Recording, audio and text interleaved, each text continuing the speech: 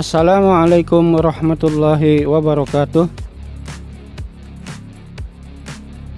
Bagi kita umat Islam, tidak meragukan lagi bahwa kitab suci umat Islam adalah sebuah kitab wahyu yang telah difirmankan oleh Sang Pencipta alam semesta dan disampaikan kepada Rasulnya Nabi Muhammad SAW.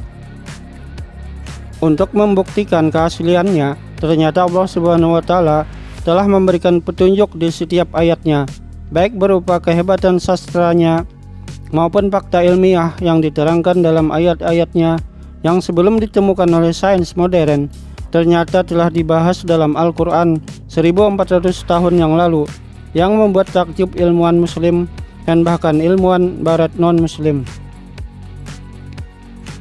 Dengan mengetahui fakta kebenaran teori sains dalam Al-Quran, ternyata tidak sedikit ilmuwan barat yang mendapat petunjuk untuk memeluk Islam. Beberapa fakta sains yang sekarang teruji kebenarannya adalah berita membingungkan sains dalam Al-Quran yang menyebutkan bahwa ternyata gunung itu tidak diam, tapi bergerak.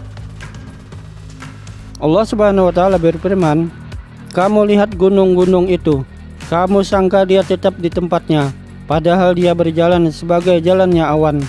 Begitulah perbuatan Allah yang membuat dengan kokoh tiap-tiap sesuatu. Sesungguhnya Allah Maha mengetahui apa yang kamu kerjakan." Al-Quran Surah An-Naml ayat 27. Gerakan gunung-gunung ini disebabkan oleh gerakan kerak bumi tempat mereka berada. Kerak bumi ini seperti mengapung di atas lapisan magma yang lebih rapat. Pada awal abad ke-20, untuk pertama kalinya dalam sejarah, seorang ilmuwan Jerman bernama Alfred Wegener mengemukakan bahwa benua-benua pada permukaan bumi menyatu pada masa-masa awal bumi, tetapi kemudian bergeser ke arah yang berbeda-beda sehingga terpisah ketika mereka bergerak saling menjauhi. Para ahli geologi memahami kebenaran pernyataan Wegener baru pada tahun 1980, yakni 50 tahun setelah kematiannya.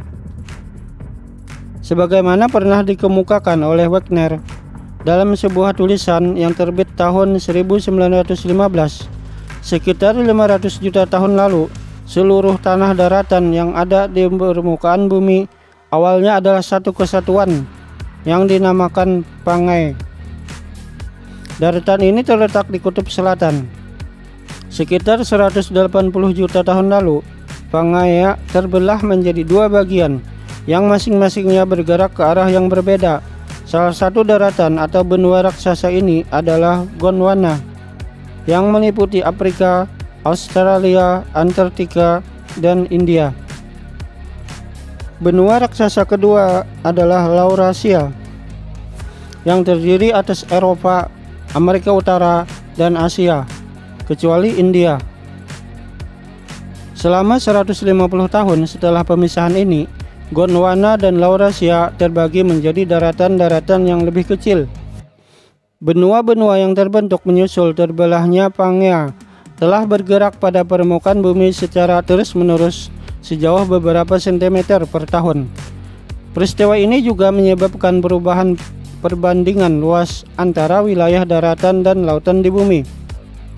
Pergerakan kerak bumi ini diketemukan setelah penelitian geologi yang dilakukan pada awal abad ke-20. Para ilmuwan menjelaskan peristiwa ini sebagaimana berikut. Kerak dan bagian terluar dari magma dengan ketebalan sekitar 100 km terbagi atas lapisan-lapisan yang disebut lempengan.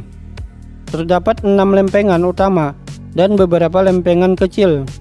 Menurut teori yang disebut lempeng tektonik, lempengan-lempengan ini bergerak pada permukaan bumi, membawa benua dan dasar lautan bersamanya.